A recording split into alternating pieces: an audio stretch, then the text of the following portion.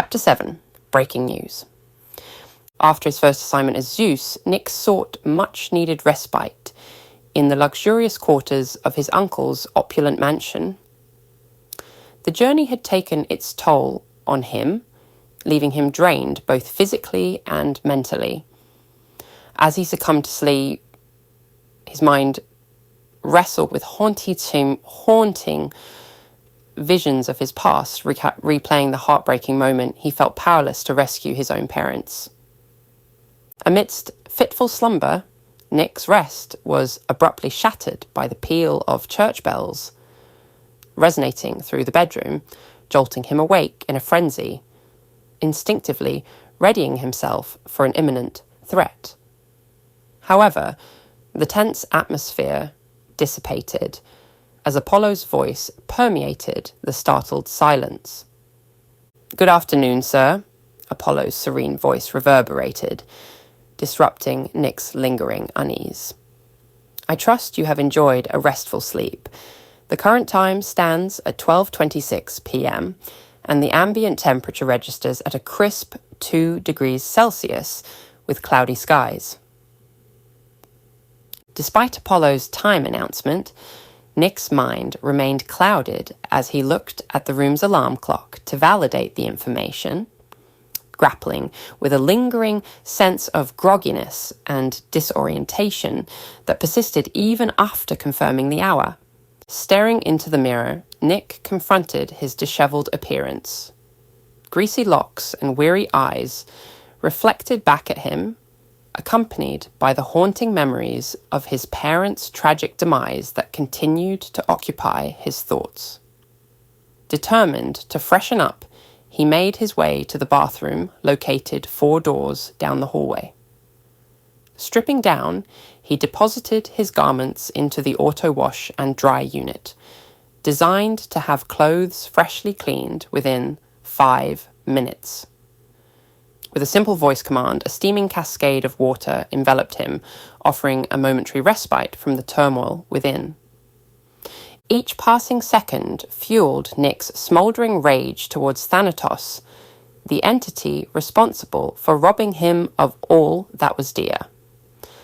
"Thanatos, before this year is over, I will have my hands around your neck.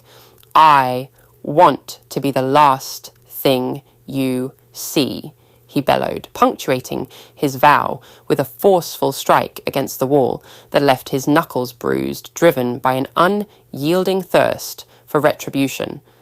Looking to the ceiling, Nick inquired, "Apollo, could you provide me with any news in the London region?"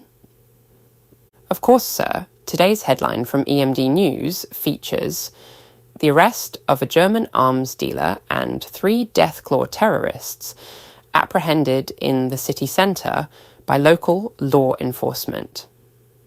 They are currently in custody, awaiting interrogation, and are slated to face terrorism charges that carry the death penalty." In separate news from London, Princess Emily Rose has pledged to serve as a nurse at St Thomas's Hospital, tending to victims of recent Black Death assaults. She emphasises her desire for equal treatment, eschewing special privileges due to her royal status, and demonstrating genuine empathy for those in need. Furthermore, aspiring journalist Stacey Watson secured an exclusive interview with Captain Gina Rhodes, known as the hero of the Grand War. Notably, an individual identifying as Zeus was present during the interview, although Midas declined to provide any further information regarding this figure. As Nick silenced the shower, his laboured breaths echoed in the confined space, his bruised hand a stark reminder of his unchecked fury.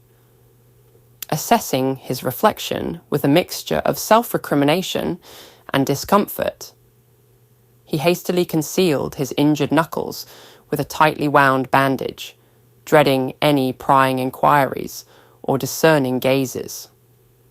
After getting changed into his freshly washed clothes and exiting the bathroom, A pervasive sense of entrapment in a recurrent cycle of anger and shame lingered within Nick, a relentless companion shadowing his every step. Feeling the weight of his emotions, Nick took a moment to breathe deeply, grounding himself before stepping out into the mansion's hallways. The luxurious surroundings contrasted sharply with the turmoil churning within him as he recalled the vibrant life that once filled his home, overshadowed now by loss and the burdens he carried.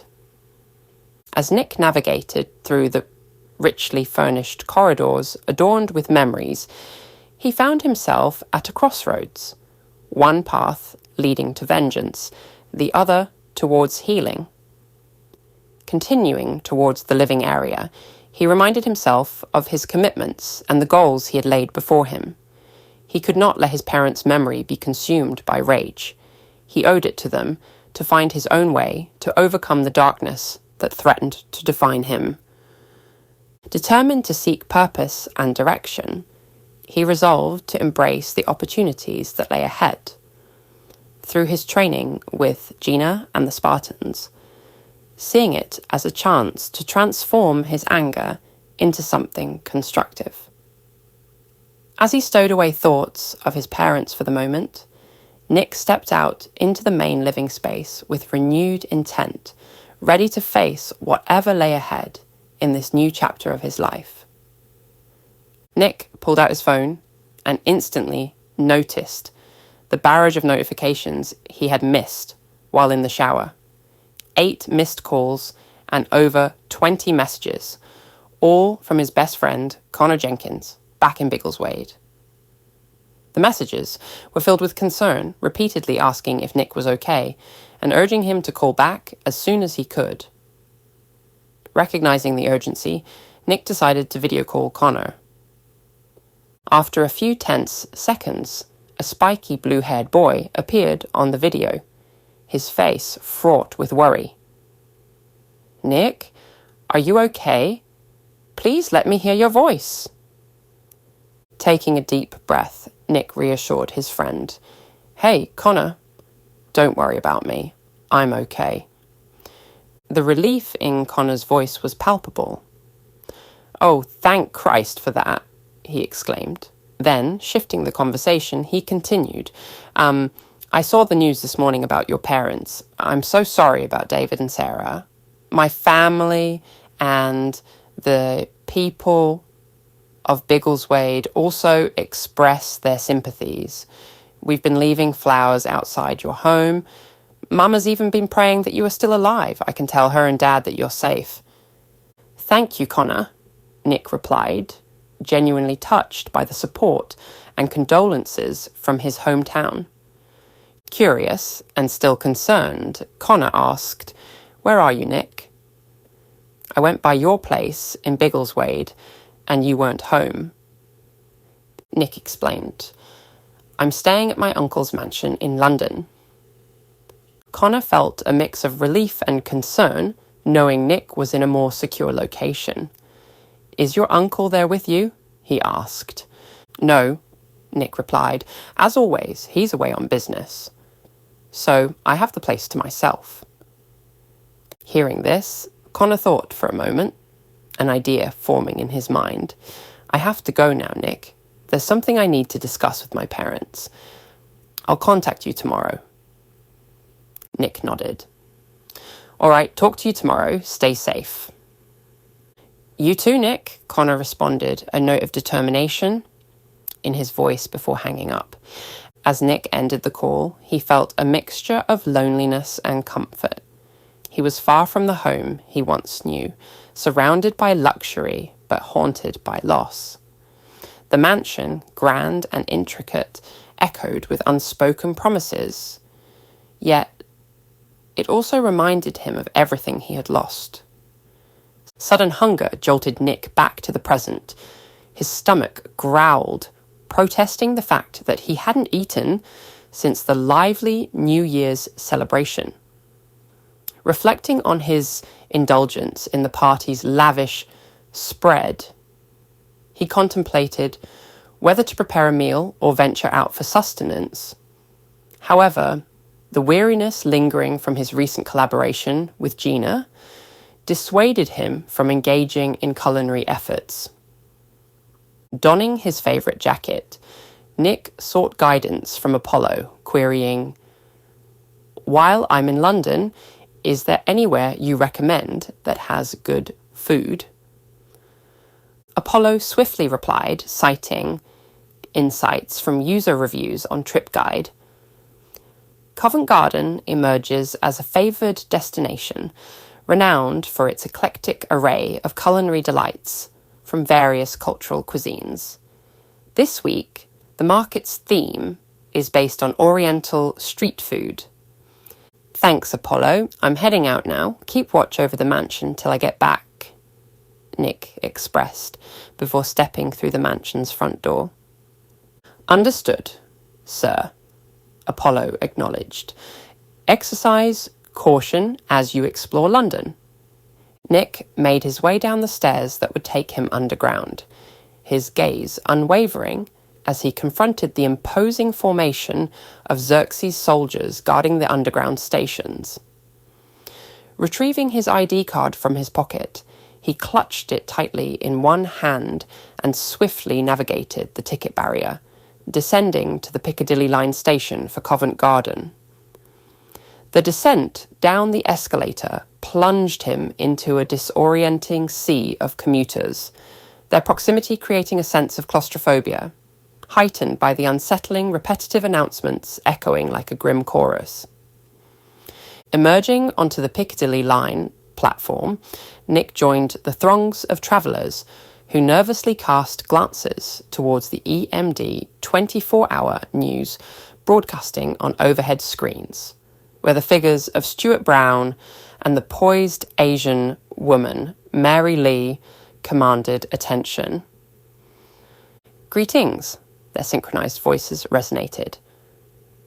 Presenting our headline story, the capture of two suspects, Heinrich Fischer, scion of the elusive Herbert Fischer, and Albert Idil from the Death Claws organisation. Both individuals are currently undergoing interrogation in custody. The captive audience of passengers observed with rapt attention, exchanging murmurs of approval and relief at the news of the high-profile arrests. As one traveller remarked on the overdue justice served to the criminals, another grimly alluded to the inevitable fate awaiting those convicted of terrorism. Either a death penalty or the ominous possibility of being contestants on death ball. A shared moment of sombre acknowledgement passed through the crowd before they refocused on the unfolding news broadcast, underscoring the weighty repercussions of the captured suspect's actions. Mary Lee's voice carried the weight of the latest developments as she illuminated the scene. Additionally, Captain Gina Rhodes was observed departing the slum district at the time of Heinrich's apprehension.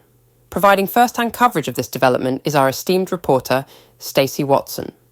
At the mention of Stacey, Nick's memory flashed back to their earlier encounter.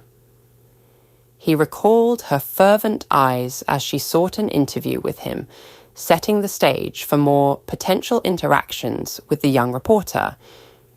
Stacey's live report captured the gritty atmosphere of the slum district as she addressed the audience from its threshold, painting a vivid picture of the notorious enclave known for harbouring Britain's most wanted criminals. "Thank you, Mary."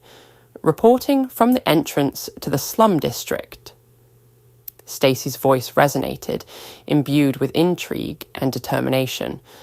"Amidst this den of infamy, I bore witness to Captain Gina Rhodes, a distinguished veteran of the Grand War, commanding her path with unwavering resolve.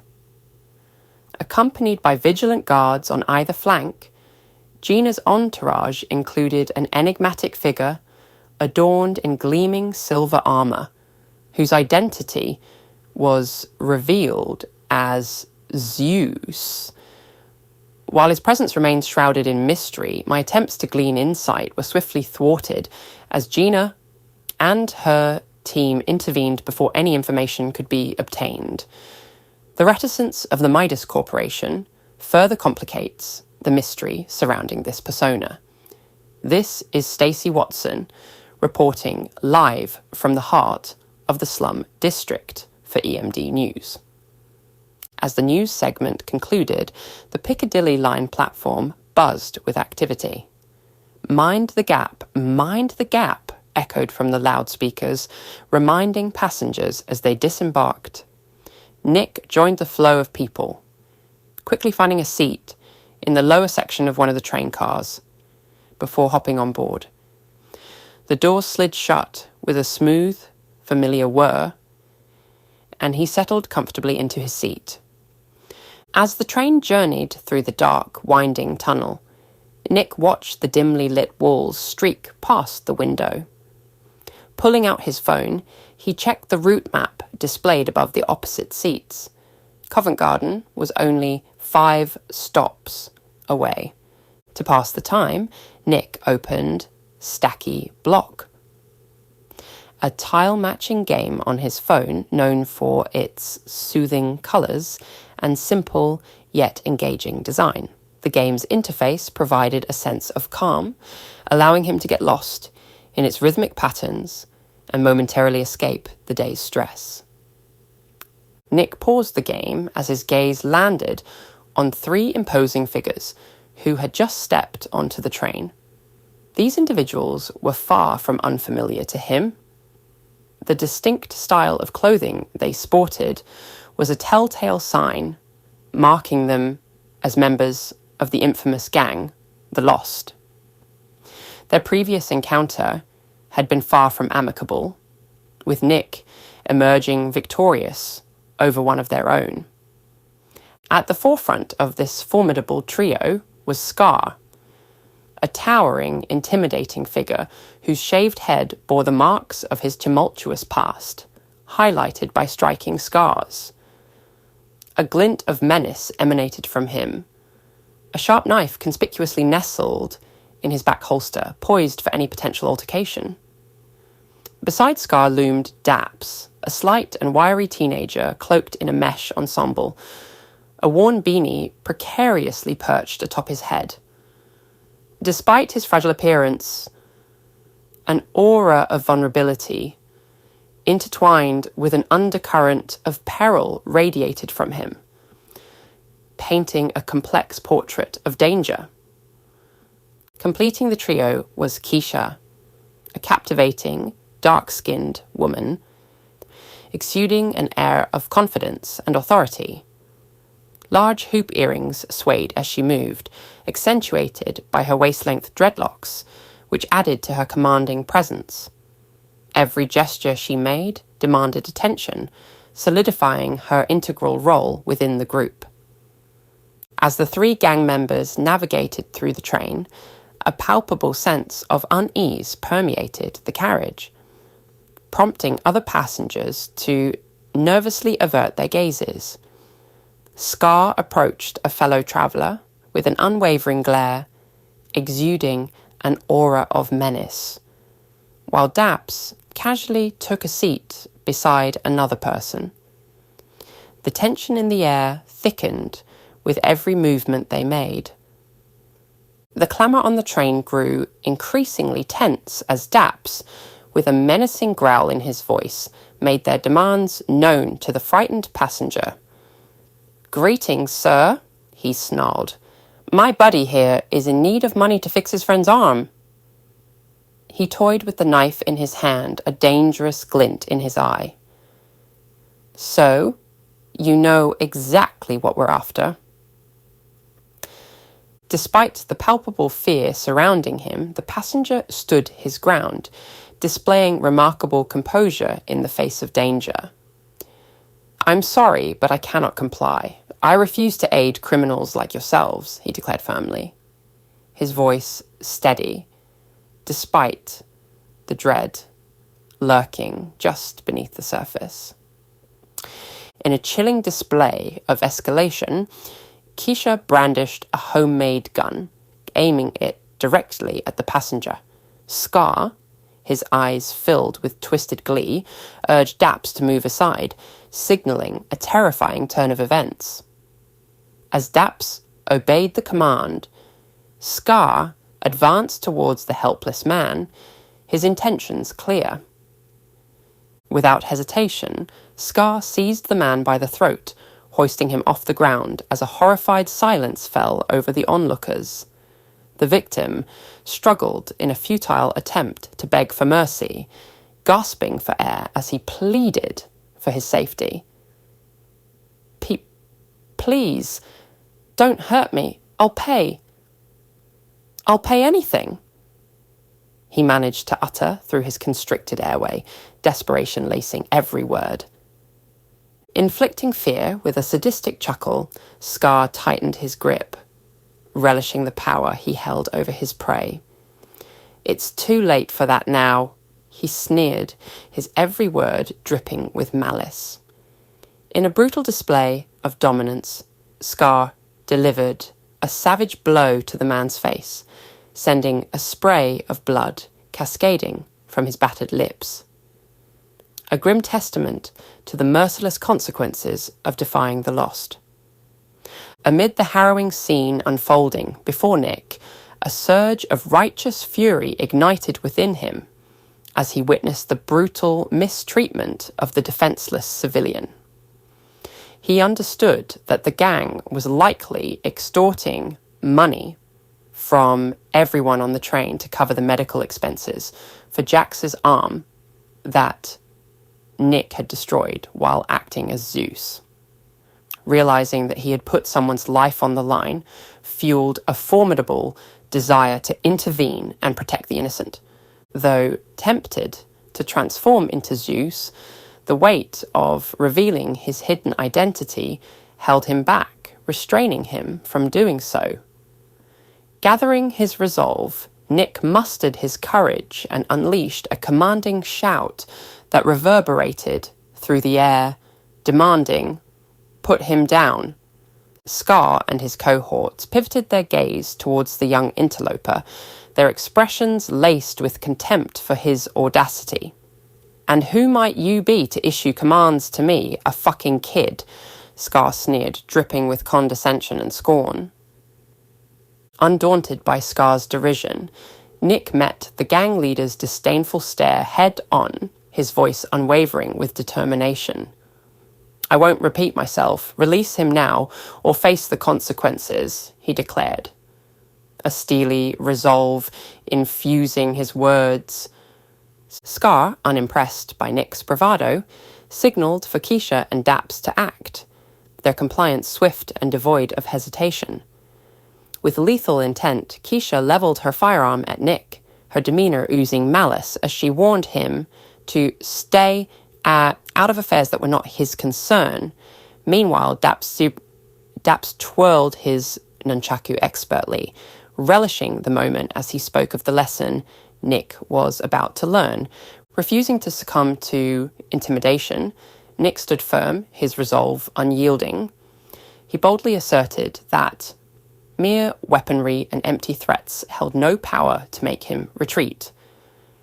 In his mind, the lost felt just like the bullies from his past, those he had courageously confronted back in school. Understanding that remaining a bystander could result in harm to innocent lives, Nick felt compelled to intervene. Known among his friends and family as the one who always stepped in to quell conflicts through decisive action, he stood his ground resolutely, his heart racing with a mixture of adrenaline and righteousness. The crowd erupted into a wave of jubilation, a collective cheer echoing through the train carriage as they rallied around Nick's courageous stand against the oppressive gang. Shouts of support filled the air, their unity a testament to the solidarity in their shared plight. However, the moment was shattered when Keisha abruptly silenced the cheers with a deafening gunshot aimed at the ceiling, the sound reverberating like thunder, and asserting her dominance with a chilling exhibition of power. Undeterred by her intimidation tactics, Nick reacted with swift resolve. In a fluid motion, he seized Keisha's wrist, his grip firm and unyielding. With practiced precision, he incapacitated her in one smooth movement, throwing her to the ground with a practiced efficiency that belied the tension in the air. A sharp punch followed, and she slumped into unconsciousness, the chaos around them momentarily stilled in shock. Nick's quick and decisive actions became a resonant beacon of resistance against tyranny, sparking profound admiration among the onlookers. They witnessed not only bravery, but expert skill, a culmination of his training, diligently honed both in school and under the watchful eye of Aunt Susan. As tension simmered, Daps, a swirling tempest of rage and humiliation after witnessing Nick's prowess against Keisha, launched himself at the teenager with wild abandon, his primal snarl echoing through the train. Brandishing his nunchaku, he charged at Nick with fierce determination, a menacing glint in his eyes. "You're a dead man, you insolent punk. I'll make you regret this," he roared, his intent clear and deadly. Nick, instinctively prepared for the incoming onslaught, swiftly grabbed Keisha's discarded firearm and aimed it at Daps. With pinpoint accuracy, he delivered a throw that struck Daps with debilitating force, sending him staggering back in anguish. A howl of pain escaped Daps's lips as he stumbled in retreat, the sheer momentum of his assault propelling him into a brutal collision with a metal support pole. The unforgiving impact left him crumpled on the ground. The fight snatched from him in an instant, marking a moment of abrupt cessation. In the aftermath, Nick cast a self-assured smirk in Scar's direction, now forced to confront the reality of his gang's downfall. With a hint of arrogance mingling with triumph, he provocatively addressed the leader. "It seems your associates weren't quite as resilient as you presumed. Will you surrender, or do you fancy joining them?" His taunt was laced with a confidence that rattled even Scar, once the indomitable leader, now thrust into a corner. Scar's fist tightened in response, his countenance shifting to one of menacing rage. "You're fucked now, kid. Your death will be slow and agonizing," he snarled, his voice a low growl, thick with malice, that cast heavy cloud over the already charged atmosphere, but Nick met the challenge head-on, unwavering and fiercely determined, standing tall against the looming peril that Scar represented, embodying a bold defiance against imminent danger. Consumed by a storm of unbridled rage, Scar lunged at Nick, unleashing a brutal right hook aimed at subduing the daring teenager. Yet Nick exhibited remarkable agility, evading the attack with fluid grace, dropping to the floor just in time. Seizing the opening, Nick launched a rapid counterattack, his foot colliding forcefully with Scar's exposed kneecap. The resounding thud echoed throughout the train, a sharp cry of pain erupting from Scar, the sound piercing the air as his knee buckled under the intense pressure. Scar fell to the ground, transformed into a writhing mass of torment, his formidable facade shattered by Nick's exceptional skill and unwavering resolve, highlighting a definitive triumph for the young hero against the loss-suppressive rain. Rising to full height, despite the throbbing pain that resonated through his body from the intense clash, Nick stood amidst the chaos, adrenaline coursing through his veins. Sweat dripped from his brow as he brushed it away, readjusting his jacket with quiet pride amidst the uproarious cheers of the crowd. Capitalizing on the moment, Nick directed a defiant gaze towards the vanquished Scar, confidence radiating from him. "Had your fill of trouble?" he quipped, delighting in his victory, which had won not just admiration, but deafening applause from the witnesses. A lively testament to his valour and expertise. Scar, though incapacitated, managed to muster a few words laced with bewilderment. How did you do that?" he stuttered, incredulity evident across his twisted features as the defeat seeped into his voice. Nick's grin broadened, pride swelling in his chest as he savoured his moment of victory. "I suppose you were banned from martial arts classes back in school?" he replied, satisfaction colouring his words while attributing his victory to the countless hours of dedicated training that had honed his combat skills. As peace settled over the tense environment, a distinguished figure emerged from the crowd of grateful passengers.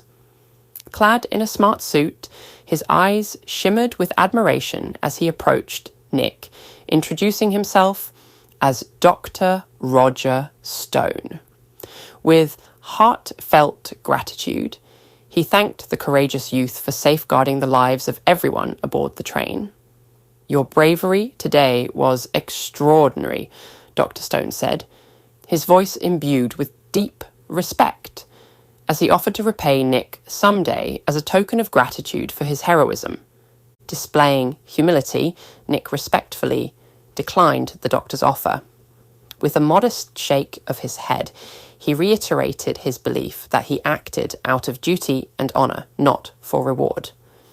"I acted because it was the right thing to do," he affirmed, his words resonating deeply, embodying a selfless valour that touched the hearts of all the passengers. The crowd responded enthusiastically, their applause echoing through the carriage, a united show of appreciation for Nick's courage and altruism. The conductor's voice reverberated through the train cabin, announcing, "Next stop, Covent Garden." Nick exchanged a firm handshake with Dr. Stone before making his way towards the exit, his heart still racing with the thrill of triumph. As the train slowed for its impending stop, a sudden commotion disrupted the tranquility. A group of soldiers clad in Xerxes uniforms burst into the carriage, rifles drawn, barking commands for everyone to remain still. "Nobody move! Reports indicate members of the lost gang are aboard this carriage," one soldier exclaimed, causing waves of apprehension to ripple through the passengers. Despite the tension crackling in the air, Nick remained composed. Stepping forward confidently, he gestured nonchalantly towards the cluster of incapacitated gangsters sprawled across the floor.